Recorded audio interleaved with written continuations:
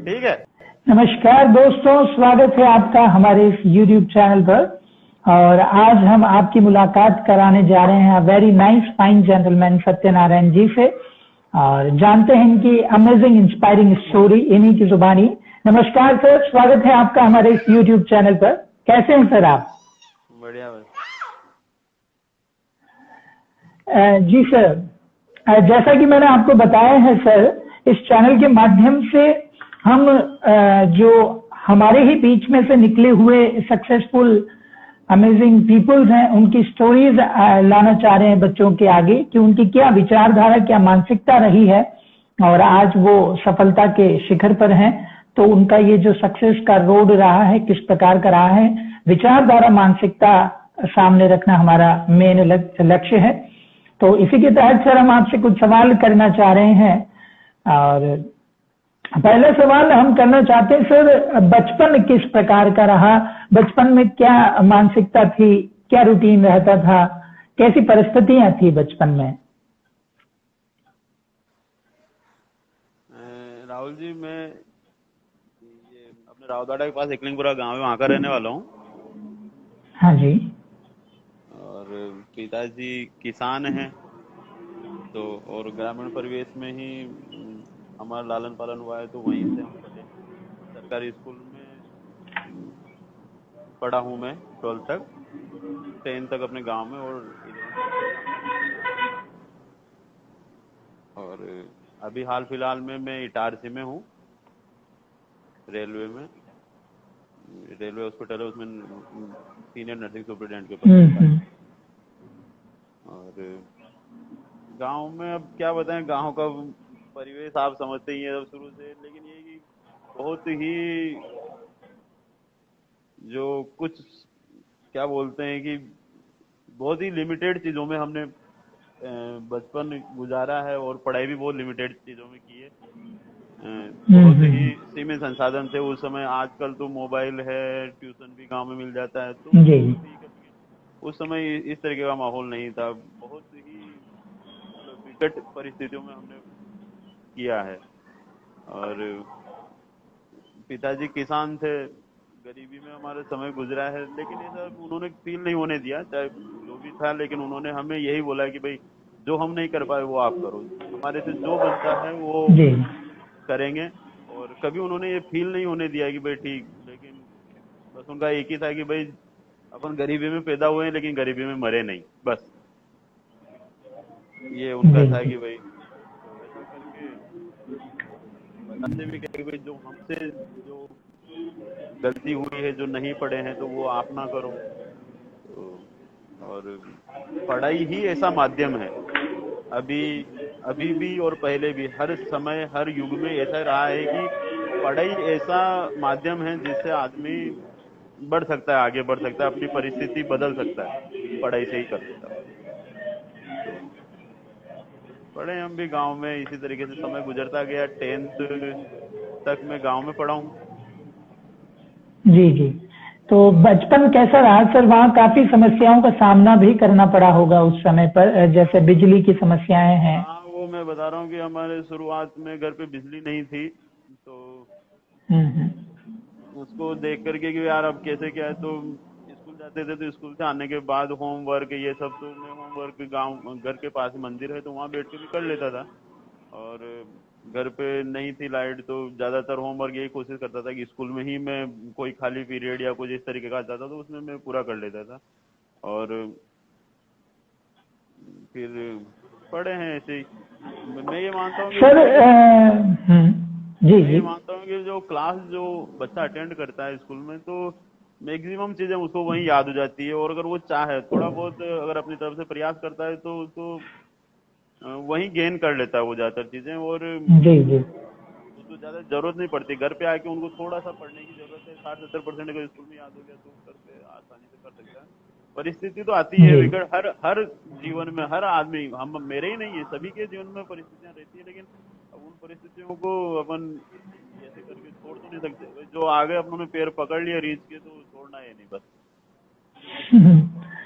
हाँ सर, मतलब हर एक बच्चे के जीवन में क्षण आता है जब वो बचपने से निकलकर दुनिया की रियलिटी देखता है कि भाई अब तो कुछ करना होगा, सपनों की दुनिया में जीवन नहीं जिया जा सकता है। तो वो कब क्षण था जब आपने निर्णय लिया कि अब पढ़ना होगा मन लगा के और कुछ करना होगा जीवन में, और उसके पीछे क्या कहानी रही? वो पिताजी से मैं बहुत इंस्पायर्ड हूँ शुरू से ही, जो बोलते हैं कि भाई ठीक है परिस्थिति बदलना है, बस ये मान के। तो क्या है कि जब पढ़ते थे गांव में, तो उस समय बताता हूँ मैं कि मैं 10th में था, तो उस समय कोई टीचर नहीं था स्कूल में इंग्लिश का। हम्म। और शुरू से अपन इंग्लिश में थोड़ा सा ग्रामीण परिवेश है, तो इंग्लिश जी शुरू जी से डर डर बिल्कुल। लगता है कि यार इंग्लिश है, और फिर 10th में आगे बोर्ड है, तो सही। अब क्या करें, अब इंग्लिश का टीचर नहीं और बोर्ड हम्म। ऊपर से, तो अब क्या करें। तो सोचा यार कि किसी ने बताया था गांव में कि गांव पास में एक गांव है सेमलिया करके, रेनखड़ा से आगे है, तो हम्म।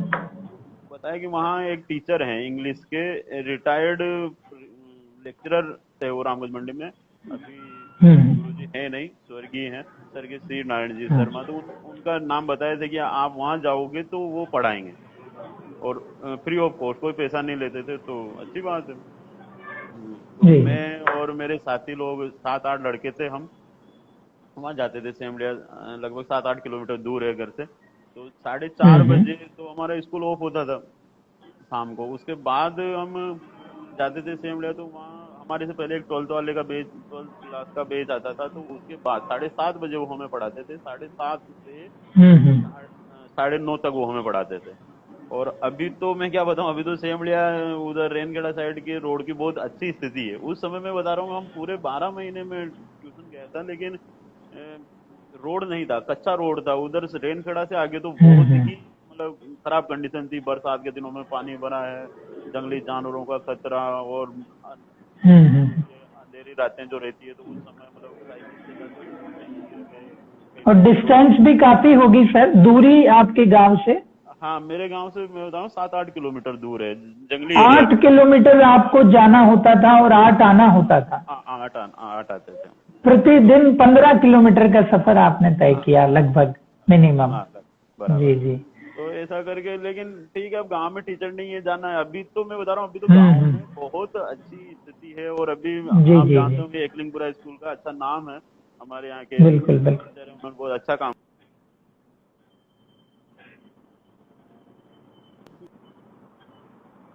करते थे। तो मैं बता रहा हूँ शिव नारायण जी का, लेकिन मैं मान गया था कि ये टीचर बहुत अलग है, अपने को अगर इंग्लिश की बीमारी नहीं करना पड़ेगा। तो मैं बताऊँ, उन्होंने पहले दिन से ABCD से शुरू किया था उन्होंने। बिल्कुल। ABCD अच्छा, 10वीं में आप को जब वहां पढ़ने गए तो उन्होंने एबीसीडी से ही शुरू किया, बेसिक से ABCD शुरू से, किया उन्होंने पढ़ा? हाँ 10th अच्छा। में उन्होंने ABCD से शुरू किया, और 4 लाइन की कॉपी बुलवाई थी उन्होंने, बोले आपको 4 लाइन की कॉपी लाना है और आपको ABCD लिखना है। तो 3-4 दिनों तक उन्होंने ABCD ही सिखाई हमें। तो मेरे साथ के जो दो दो चार लड़के थे, तो वो चलो यार हम 10th में आकर के ABCD सीखेंगे यार, ये क्या है। तो 3-4 लड़कों ने तो वो छोड़ दिया था उस समय हाँ कि जी।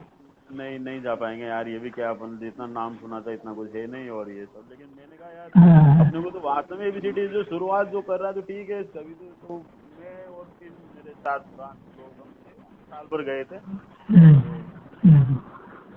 मतलब बहुत बेकार परिस्थितियों में भी हम जाते थे, घर वाले इंतजार करते थे कि यार 9:30 बज गए, ठंड के दिन रहते थे, निकलते थे। रात्रि के 9:30 बज जाया करते थे सर? हाँ, रात ही 9:30 बजे हाँ। तो हम शिमला से छूटते थे, 10 साढ़े 10 हाँ आराम हाँ। से बज जाती थी गाँव में आता। तो ऐसे करके किया है। तो फिर अच्छे अंकों से पास जी हुआ जी। इंग्लिश इंग्लिश में। और उसके बाद मैं रामगंज मंडी चला गया था, वहाँ बायो ली थी मैंने। अच्छा अच्छा। वहाँ वहाँ भी गुरु जी का बहुत सहयोग रहा। वहाँ उन्होंने जो बोलते हैं कि वो वहीं से पढ़ाया था उन्होंने, इंग्लिश में लेक्चरर थे, तो उन्होंने हम्म। उनके कलीग जो थे, जो लेक्चरर्स वहाँ थे, तो उनको हम्म। अपना रेफरेंस दे करके उन्होंने बोला कि नहीं बच्चा अच्छा है। तो उन्होंने वहाँ फीस में भी कंसेशन करवाया था, बच्चे का अच्छा था। हम्म। सोचा था कि जी कुछ जी सर। करना है, बस ऐसे करके निकले, घर से निकल गए बस। सर उसके बाद आपने निर्णय लिया होगा कि अब मुझे इस सेक्टर में करियर बनाना है, उसके पीछे क्या मानसिकता रही, कैसे वो बात आई जीवन में कि अभी इस सेक्टर में अपन को जाना है? बायो मैंने ली थी तो अपने उधर ये है ही सही कि ठीक है, बच्चा अच्छा पढ़ता है तो पीएमटी की तैयारी करता है। तो इस तरीके से मैंने 12th रामगंज मंडी से की थी। अच्छा। कमरा लेकर के पढ़ते थे एक ही कमरे में, सब कुछ जो भी उसी में खाना, उसी में पीना, सोना, जो भी है खाना भी खुद ही बनाते थे। आजकल तो बहुत सुविधाएं हैं बच्चों के पास, टिफिन ये सब नहीं, उस समय ऐसा नहीं था। तो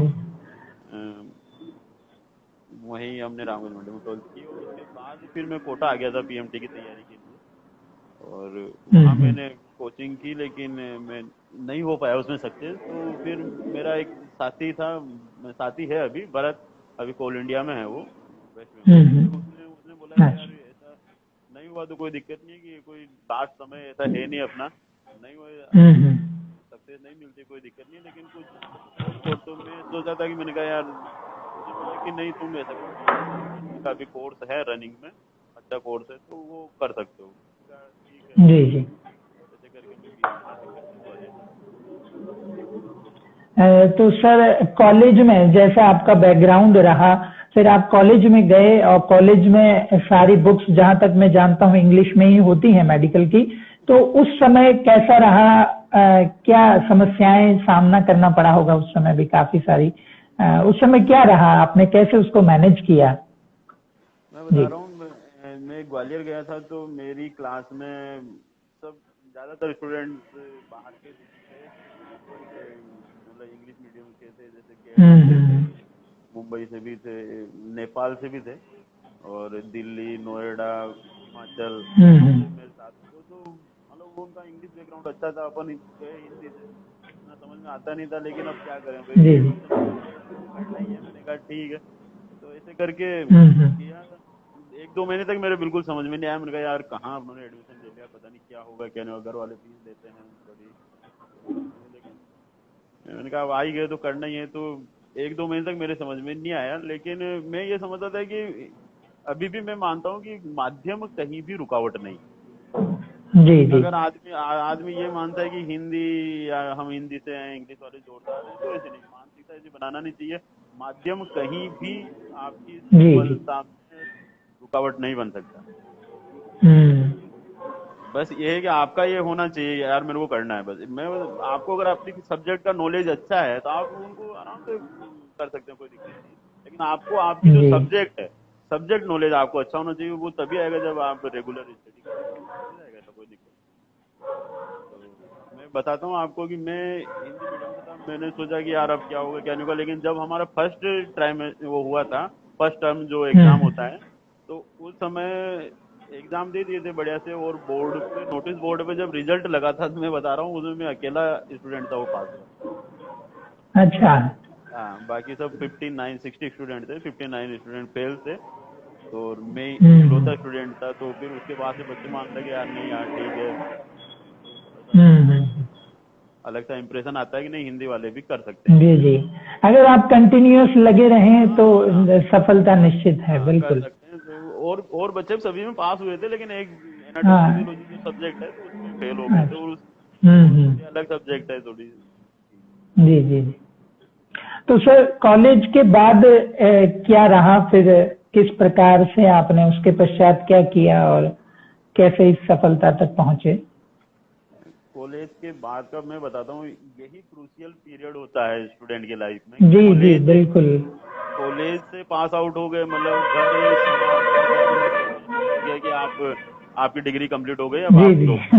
इधर तो यही चला है, मैं और का पता नहीं। जी जी तो बिल्कुल। जैसे ही आपका डिग्री कंप्लीट होता है तो घर वाले, समाज, सबकी ऐसी अपेक्षाएं बढ़ जाती है कि यार अब आप नौकरी करो, और अब बच्चा करे तो क्या नहीं करे। मतलब बहुत क्रूशियल पीरियड होता है। मैं बता रहा हूँ कि उस समय पढ़ाई से ज्यादा उसको मानसिक रूप से मजबूत होना चाहिए बस, तब जाके वो करेगा। बहुत मुश्किल है, क्योंकि वो सोसाइटी का दबाव झेलना, परिवार का दबाव झेलना बहुत मुश्किल समय, बहुत क्रूशियल पीरियड है। तो उस समय मैं घर वालों से भी उम्मीद करता हूँ कि उनको सपोर्ट करना चाहिए कि यार कि नहीं बच्चे करके दिखाएंगे, हो जाएगा ऐसा।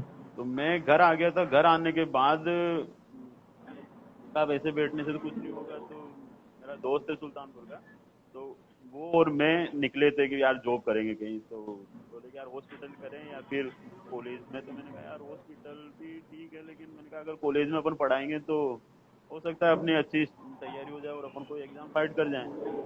हम्म। तो मैं चला गया जयपुर। जयपुर में हमारे एक नॉन थे, तो उन्होंने बोला कि वहीं मानसरोवर में कॉलेज है सिद्धार्थ, अच्छा। सिद्धार्थ नर्सिंग इंस्टीट्यूट है। तो उसमें उन्होंने बोला कि हम्म। ठीक है यहाँ वैकेंसी है, आप आ सकते हैं नर्सिंग ट्यूटर की तरह, आप ज्वाइन कर सकते हैं। तो हम्म। मैंने मैं और मेरे दोस्त ने वहाँ ज्वाइन किया था हमने। तो उसी समय एम्स दिल्ली का एग्जाम निकला था। हम्म। तो दिल्ली वाले एम्स में मैंने फॉर्म भरा, एग्जाम दिया। तो क्या है कि उसमें मेरी 326 रैंक आई थी और 319 के सिलेक्शन हुए थे। तो हम्म। वो मतलब बिना तैयारी के दिया था, मैं जस्ट पास आउट जी होके जी। निकला था। तो फिर भी मेरे को ऐसा लगा, मैंने कहा कि यार हो सकता है, तैयारी करेंगे तो हो जी जी। जाएगा, ऐसा नहीं है। तो वहां हम्म। से मेरे को थोड़ी उम्मीद लगी थी, मैंने कहा ठीक है। और उसी एग्जाम में मेरी एक कलीग थी वहां पे, निर्मला मैडम करके, तो उनका सिलेक्शन हुआ था एम्स में। तो मैंने हम्म। उनसे पूछा, उनका मैडम ऐसा क्या है कि आपने क्या स्पेशल कोई तैयारी की हो। तो उन्होंने बोला कि यार कि सत्यनारायण जी ऐसा तो कुछ किया नहीं है, लेकिन एक हम्म। बुक है अपने नर्सिंग की, एनक्लेक्स, अगर आप उसको पढ़ो तो हो सकता है आपका अभी हो जाए। तो हम्म। ठीक है, तो उन्होंने मेरे को बताई थी, बुक को रेफर किया था एनक्लेव करके। तो मैंने उसी को पढ़ना शुरू किया था। फिर उनके बाद मैंने क्या किया कि लैब से सॉरी हमारी लाइब्रेरी से मैंने वो इशू करवा ली थी बुक। बुक इशू हम्म। करवा के अच्छी खासी बुक है, शायद 1165 या 70, इससे ज्यादा ही पेज है उसके। तो हम्म। इतने पेज हैं और हर पेज इंग्लिश में, और बहुत ही माइन्यूट वर्ड्स हैं। आप देखोगे, अगर कभी देखना पड़े तो उसके हम्म। ऐसा है कि जो एक पेज है ना, एक पेज भी दो भाग में डिवाइड है उसका। और दोनों इंग्लिश के इतने माइन्यूट से अक्षर हैं उसको कि पढ़ने में भी आदमी को तो मतलब हिंदी मीडियम वाला तो सोच नहीं सकता कि यार मैं पढ़ूं या क्या करूं। तो ये जी सब जी। पढ़ना तो है। मैंने कहा कुछ करना पड़ेगा। मैंने कहा जब यही बुक पढ़ने से अगर सिलेक्शन हो जाता है अच्छी बात है। हम्म। तो मैं इशू करवाने के बाद उसको तकिया भी उसी का लगा के सोता था, मैं आपको सही बताऊं। और हम्म। मैंने टारगेट बिठाया कि मैंने कहा पढ़ना कैसे है, बस जैसे मैंने प्लानिंग जी की। जी। तो उसका क्या, मैंने कहा अपने को पढ़ना है, याद हो ना हो वो अलग चीज है, वो अपने माइंड की बात है। अपना माइंड बिल्कुल। ठीक रहेगा तो होगा, नहीं होगा, लेकिन अपनी मेहनत तो करो। तो मैंने उसको पढ़ना शुरू किया। तो शुरू में मेरे को 6 महीने लगे उस बुक को पढ़ने हम्म। में। और फिर मैंने, लेकिन 6 महीने मैंने क्या किया, उसको मेरी लैंग्वेज में उसको लिखा मैंने डायरियों में, जो अपनी जो डायरी रहती है तो उसमें मैंने उसको नोट करना शुरू किया। तो 6 महीने में वो बुक मैंने पढ़ भी ली, याद नहीं हुई, पढ़ ली, लेकिन और मैंने उसको 3 डायरियों में मैंने मेरी लैंग्वेज में उसको लिख लिया। दूसरी हम्म। बार फिर मैंने कहा कि पढ़ना वापस उसको शुरू किया। तो फिर दूसरी बार मेरे को थोड़ा कम समय लगा, 3 या 4 महीने मैंने उसको पढ़ लिया। मैंने उसको 4 बार पढ़ा था, लास्ट वाले समय में मैंने उसको 7 दिन में पढ़ दिया था। तो हम्म। हो गया उसके बाद से। और क्या है कि मैं बताना चाहता हूँ कि जो आजकल जो स्टूडेंट्स हैं या फिर जो भी कॉलेज जी के जी। टाइम की तैयारी कर रहे हैं, उनके लिए बता रहा हूँ कि आज अपने इधर क्या ये है कि आदमी सोचेगा वैकेंसी आए, और सही। वैकेंसी आने के बाद फिर मैं फार्म भरूं, फार्म भरने के फिर बाद फिर तैयारी वो, शुरू करें। हाँ तैयारी जी तो वो जी। जब कॉल लेटर आता है तब तैयारी करता है।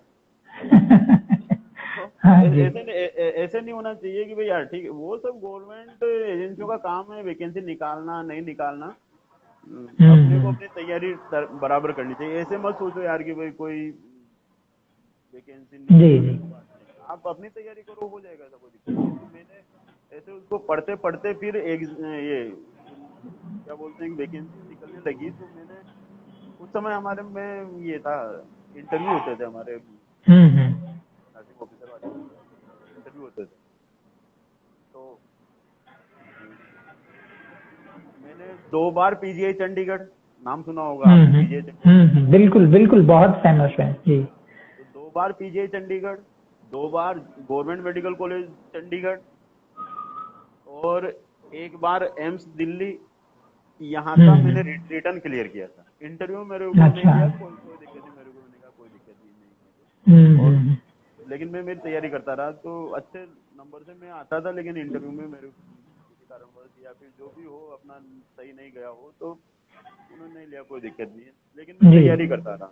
उसी दौरान फिर ये अपने यहाँ का दिल्ली में कैंट हॉस्पिटल है, कैंट हॉस्पिटल है, तो वहाँ का निकला था, मैंने वहाँ का दिया एग्जाम देके, तो उसमें मेरा सिलेक्शन हो गया था। उसमें मैंने ज्वाइन करने ही वाला था कि फिर उसी दौरान मैंने कोल इंडिया का भी दिया था। अच्छा। तो कोल इंडिया में भी मेरा सिलेक्शन हो गया था, तो फिर मैंने वो दिल्ली वाला ज्वाइन नहीं करके कोल इंडिया में ज्वाइन किया। तो मैं कोल इंडिया के लिए बताना चाहता हूँ कि कोई बड़ी बात नहीं, लेकिन कोल इंडिया में 8 वैकेंसी थी ऑल इंडिया लेवल पे। अच्छा, पूरे इंडिया में 8 वैकेंसी थी? हाँ, ऑल इंडिया लेवल पे 8 वैकेंसी थी, उसमें मैंने टॉप किया। आप उसके फर्स्ट रैंकर थे सर? हाँ, फर्स्ट रैंकर। अच्छा, बिल्कुल। हो जाता है, नहीं आदमी को क्या है, कभी घबराना नहीं चाहिए, ठीक है, हो जाता है, लेकिन सही है। अपनी तैयारी प्रिपरेशन। हाँ, अधिकतर बच्चे तो यही हार मान जाते हैं कि 8 वैकेंसीज हैं, हम क्या करें, देकर क्या करेंगे। अब फार्म नहीं भरेंगे ना भाई, आप 8 तो आपको तो एक चाहिए ना, 8 तो बहुत है, अपने को तो एक चाहिए, जहाँ तक एक वैकेंसी रहती है वहां तक फार्म भरना चाहिए।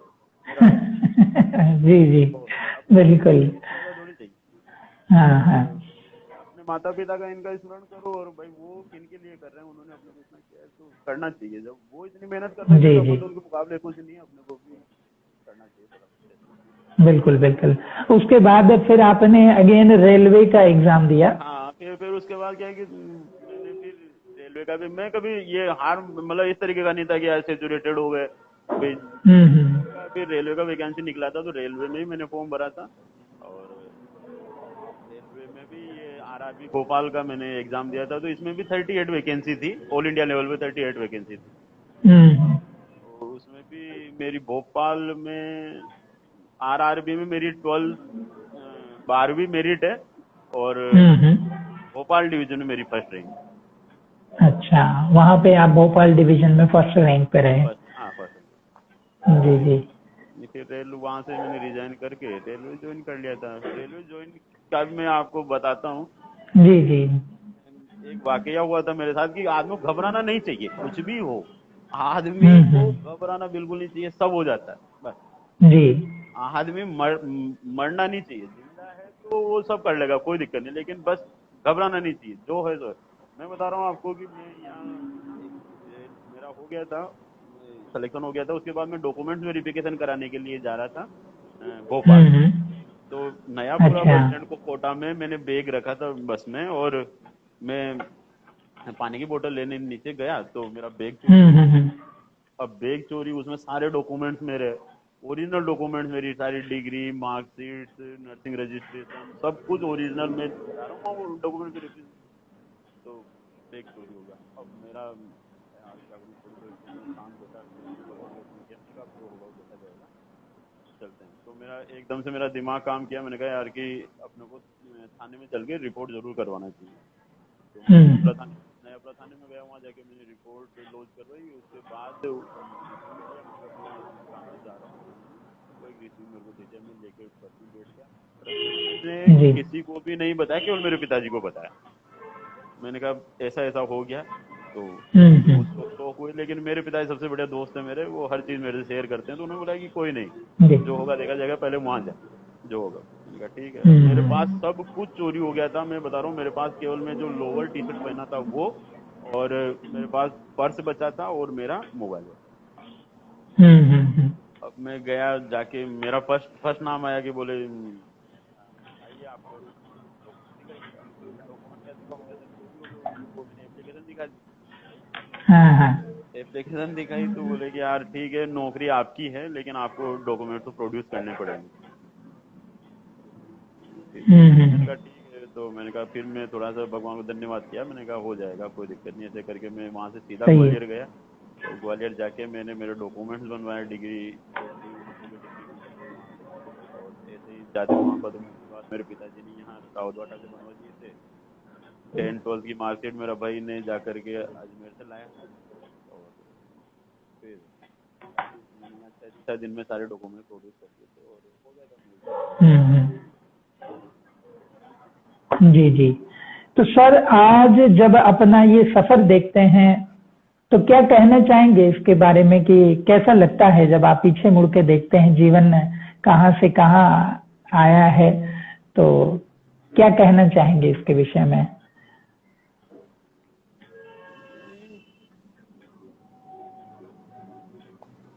क्या है कि आदमी को अपना अतीत याद रखना चाहिए। अपन कहाँ जी। से निकल के आए हैं, अपन किन परिस्थितियों से निकल के आए हैं, और उस हम्म। दौरान किन किन लोगों ने हमें प्रोत्साहित किया है। जी जी। धन्यवाद देना चाहिए उन लोगों का जिन लोगों ने अपना हम्म। जो विपरीत परिस्थितियों में अपना साथ दिया है, उन लोगों का धन्यवाद करना चाहिए। और हो जाता जी, है ये सब। चीज हमें ग्राउंड से जोड़े रखती है हमेशा, हाँ, अगर हम हमारा हाँ, अतीत अपना ध्यान रखते हैं। अतीत ध्यान बिल्कुल रखना चाहिए, और अपने से जो बन पाए सही है। करना चाहिए, लोगों की हेल्प वो करनी मदद चाहिए। भी अब करनी चाहिए जिस प्रकार करनी लोगों ने चाहिए हमारी की। हमारे की, बिल्कुल। क्योंकि अगर लोग मदद नहीं करते तो हम भी शायद यहाँ नहीं पहुंचते। तो अपने को भी जी एटलीस्ट अगर अपन जिंदगी में देखते हैं कि यार अगर कोई ऐसा आदमी है, कोई अभावों में ऐसा है, तो उसके लिए हमें हम्म। आगे आना चाहिए, करना चाहिए। जी जी। सर आप क्या सीख देना चाहेंगे आज आज आने वाली पीढ़ी को और हमारे दर्शकों को कि जीवन में क्या हमेशा ध्यान रखना चाहिए और क्या कभी भी भूल कर नहीं करना चाहिए? तो पहले कि बच्चों को क्या जरूर जीवन में इन गुणों को अपनाना चाहिए और इन बातों को जरूर ध्यान रखने ले चाहिए कि इन बातों की तो गांठ बांध लें, तो वो कौन सी बातें आपके अनुसार होनी चाहिए? सबसे पहली बात तो ये है कि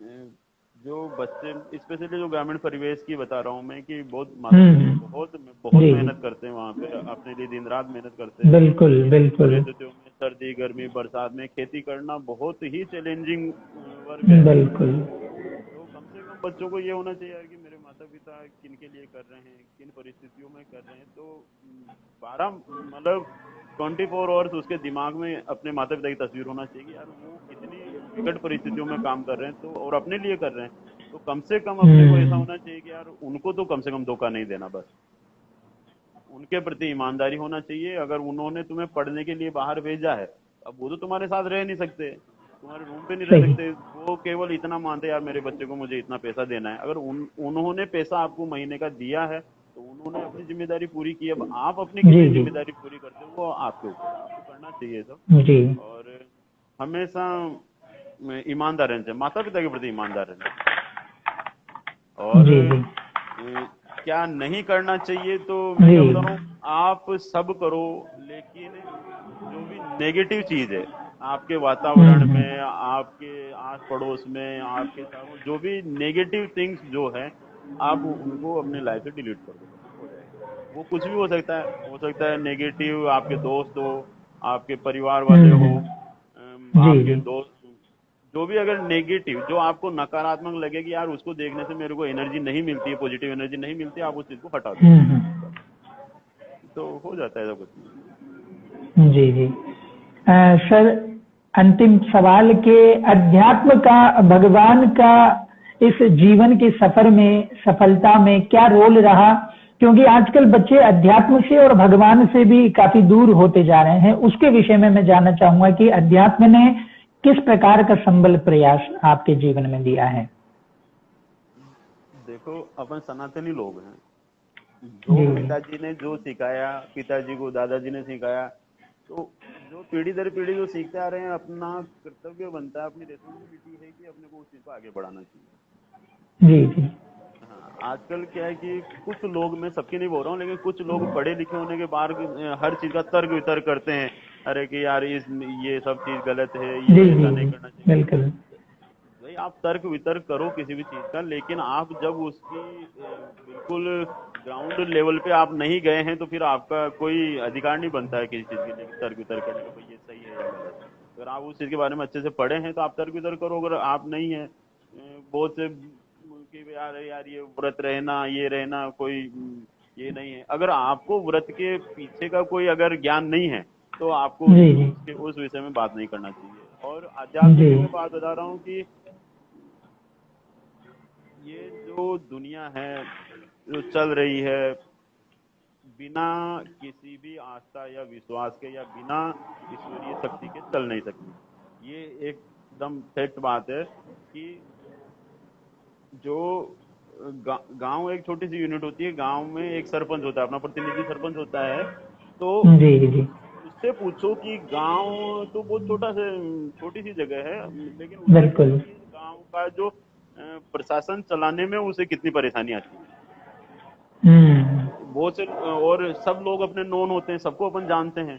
सरपंच रहता है, वो गांव का रहता है, वो सबको पर्सनली जानता है, इसके घर में कितने बिल्कुल हैं, क्या है, इसका क्या बैकग्राउंड है। लेकिन फिर भी वो आदमी सबको साथ लेकर के काम कराना बहुत टेढ़ा काम है। उससे पूछ लेना। तो आप ये मानो कि इतनी बड़ी दुनिया जी इतनी बड़ी दुनिया है, इतने सारे बिल्कुल देश हैं, इतने सारे राज्य हैं, क्या चीजें, क्या व्यवस्थाएं, क्या नहीं है। तो इन सब चीजों को चलाने के लिए ऐसा नहीं कि भाई कोई भी प्रशासन चला रहा, नहीं, बिना जी ईश्वरीय जी शक्ति के ये चीजें नहीं चलती। जी जी भगवान का धन्यवाद करना चाहिए, उनको बिल्कुल। भी अपने को मनुष्य रूप दिया है, अच्छे से काम करो बस। हम्म।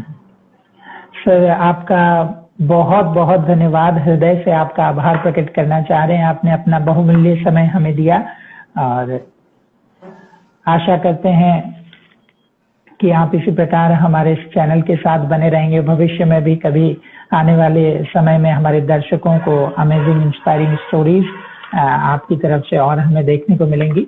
आपका बहुत बहुत धन्यवाद सर। धन्यवाद आपका। जी थैंक यू।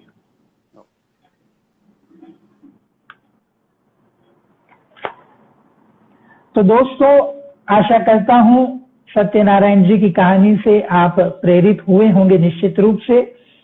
इनके जीवन से हमें यह समझ आ रहा है दोस्तों कि आशावादी रहना कितना आवश्यक है, कंटिन्यूअस अपने लक्ष्य की तरफ एकाग्रचित होना कितना आवश्यक है, आस्था जीवन में हमेशा होनी चाहिए। और इनकी बहुत प्यारी बात जो मुझे लगी है कि मरना नहीं चाहिए जीवन में, व्यक्ति मरना नहीं चाहिए। अगर आप मरे नहीं हैं तो सब कुछ कर सकते हैं, आशा कभी नहीं खोनी है। और एक और बात, भगवान पर निश्चित रूप से दृढ़ विश्वास रहना चाहिए कि ऑल इज वेल। अगर अभी सब कुछ सही नहीं है तो ये अंत नहीं है दोस्तों। और मेरे साथ जुड़े रहिए। फिलहाल अलविदा, जल्द ही मिलते हैं एक नए अमेजिंग इंस्पायरिंग स्टोरी के साथ में। अभी के लिए आपका बहुत बहुत धन्यवाद।